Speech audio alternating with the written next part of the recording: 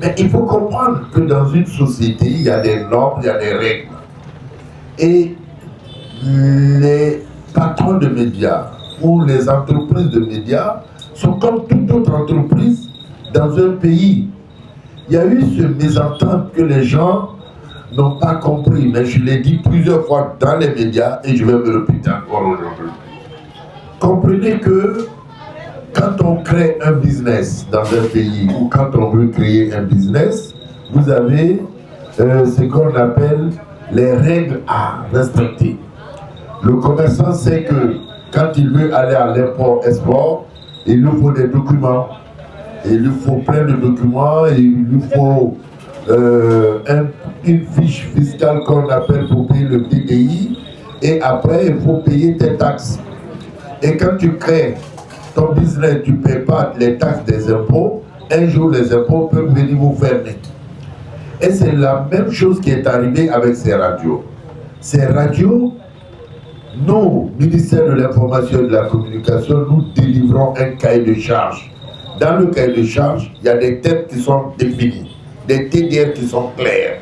Qu'est-ce que les radios doivent payer? Est-ce qu'on doit payer? On doit payer la licence, les agréments, tout ce que vous devez payer est prescrit dedans. Et quand vous ne payez pas, mais écoutez, on dit l'État a fermé. Mais si l'État est ton ami, il peut fermer les yeux sur des choses. Si l'État n'est pas ton ami, il peut regarder aussi quelles sont les failles que vous avez. Ça, je le dis haut et fort, ces radios étaient illégales en République de Guinée. Que ce soit espace, que ce soit film, ils ne respectaient pas les cahiers de charges. Et le ministère de l'Information et de la Communication, quand le ministre Fan est venu, le débat a été posé. Et aujourd'hui même, on va continuer encore avec Azoka, le directeur national des médias publics, qui est en train de revoir les médias, même ceux qui fonctionnent actuellement, de respecter les cahiers de charges. Parce qu'une radio, quand tu crées, chaque 2 ans, il faut venir au ministère poser le bilan et on regarde, est-ce que tu paies tes redevances à l'ARPT? Tout le monde avait suivi ça ici au temps on a commencé au temps d'abord du président Alpha Condé. Quand on parlait des licences de l'ARPT, aucune radio en République de Guinée n'était en règle. Et je faisais partie de ceux qui ont plaidé pour que l'État, à l'époque de M. Aimé César ou César Zokolomou, qui était le ministre de l'Information, ça a continué. Mais il faut bien que nous aussi, journalistes, que nous comprenions que nous ne sommes pas les chevaliers blancs de la cité. Il y a des normes, il y a des règles, respectons-les. Tout dernièrement au Sénégal, c'est le même problème que Macky. Après le départ de Macky, Diomaye Faye et Sonko ont eu.